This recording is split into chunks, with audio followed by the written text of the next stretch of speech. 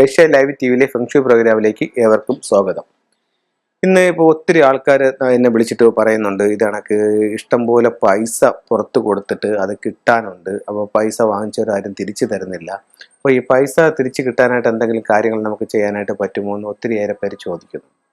അപ്പം ഇങ്ങനൊരു പ്രശ്നം ഒരുപാട് പേർക്കുണ്ട്. അപ്പോൾ ഈ പ്രശ്നം എങ്ങനെയാണ് ഉടലെടുക്കുന്നത് എന്നുള്ളതാണ് ആദ്യത്തെ സംഭവം.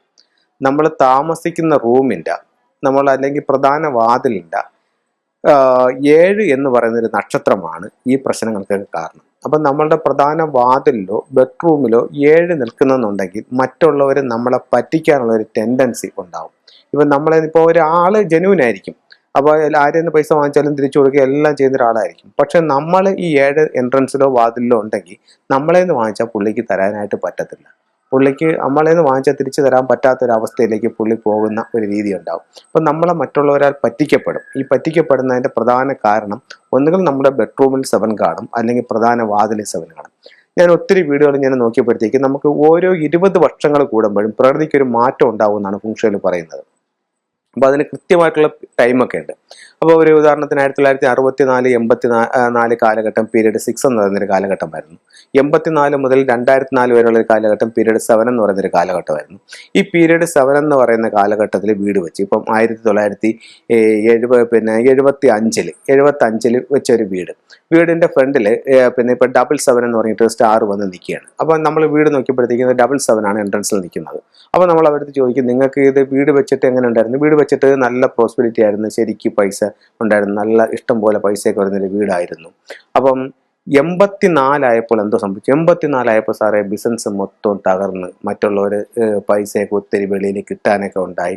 നമുക്ക് ആകെ ബിസിനസ് എല്ലാം പോയി. പിന്നെ അവിടെ നിന്ന് അങ്ങോട്ട് താപ്പോട്ടാണെന്ന് പറയും.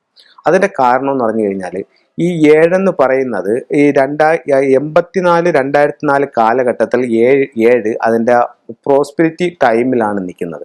ആ സമയത്ത് അത് സമ്പത്തിൻ്റെ സ്റ്റാർ ആയിരുന്നു. 2004 ഫെബ്രുവരി സ്റ്റാർട്ട് ചെയ്തപ്പോഴത്തേക്ക് 7ൻ്റെ പ്രോസ്പെരിറ്റി വിട്ട് പീരീഡ് 8ലേക്ക് കടന്നു. 8ലേക്ക് കടന്നപ്പോഴത്തേക്ക് എന്ന് പറഞ്ഞു കഴിഞ്ഞാൽ സമ്പത്തിൻ്റെ സ്റ്റാർ 8ആയിട്ട് മാറി. 8 എപ്പോഴും വെൽത്ത് സ്റ്റാർ ആണ്, എന്നാലും 7ൻ്റെ പ്രോസ്പെരിറ്റി നഷ്ടപ്പെട്ടു. അതിൻ്റെ ടൈമിൽ അത് നമുക്ക് ഒത്തിരിയേറെ സമ്പത്തും സൗഭാഗ്യങ്ങളും ഒക്കെ തന്നൊരു സ്റ്റാറാണ്. അതിൻ്റെ ടൈം വിട്ടപ്പോഴത്തേക്ക് എന്ന് പറഞ്ഞു കഴിഞ്ഞാൽ പ്രോസ്പെരിറ്റി പോയി.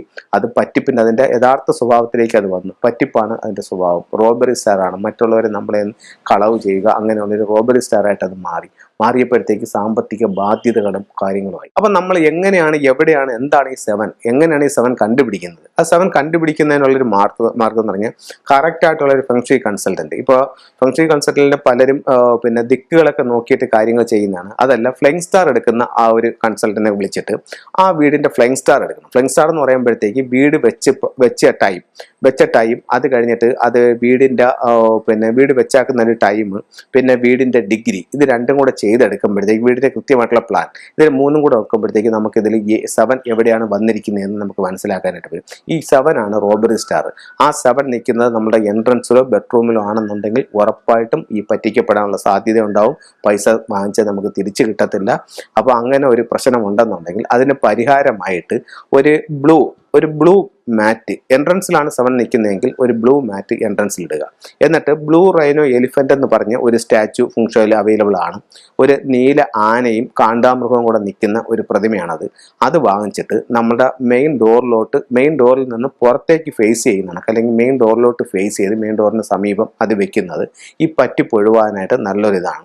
പൈസ തിരിച്ചു കിട്ടാനും നല്ലൊരു സ്റ്റാറാണ്. ബെഡ്റൂമിലാണെന്നുണ്ടെങ്കിൽ ബ്ലൂ റൈനോ എലിഫന്റ് വാങ്ങിച്ചിട്ട് നമ്മൾ ബെഡ്റൂമിൽ നിന്നും പുറത്തേക്ക് നോക്കുന്ന രീതിയിൽ ബ്ലൂ റൈനോ എലിഫന്റ് വെക്കാം. അത് നമുക്ക് ഈ പുറത്തുനിന്ന് കൊട്ടാനുള്ള പൈസകൾ തിരിച്ചു കിട്ടാനും നമ്മളെ മറ്റുള്ളവർ പറ്റിക്കാതിരിക്കാനായിട്ടുള്ള നല്ലൊരു ടൂളാണ്. അപ്പം നിങ്ങൾക്ക് ഇത്തരത്തിലൊരു പറ്റിപ്പിൻ്റെ അനുഭവം ഉണ്ടെന്നുണ്ടെങ്കിൽ നല്ലൊരു ഫെങ്ഷു കൺസൾട്ടന്റിനെ വിളിച്ചിട്ട് നിങ്ങൾ ഫ്ലൈങ് സ്റ്റാർ നോക്കുക. ഫ്ലൈങ് സ്റ്റാർ നോക്കിയിട്ട് 7 ഉണ്ടെങ്കിൽ ആ 7 എവിടെയാണ്, വീട്ടിൻ്റെ കറക്റ്റ് ഏത് ഭാഗത്താണ് നിൽക്കുന്നത് എന്ന് മനസ്സിലാക്കുക. അതിന് കറക്റ്റായിട്ട് റെമഡി ചെയ്യുക. ഉറപ്പായിട്ടും നിങ്ങൾക്ക് പൈസ തിരിച്ചു കിട്ടുകയും നിങ്ങളുടെ ലൈഫിലേക്ക് പ്രോസ്പെരിറ്റി വരികയും ചെയ്യും.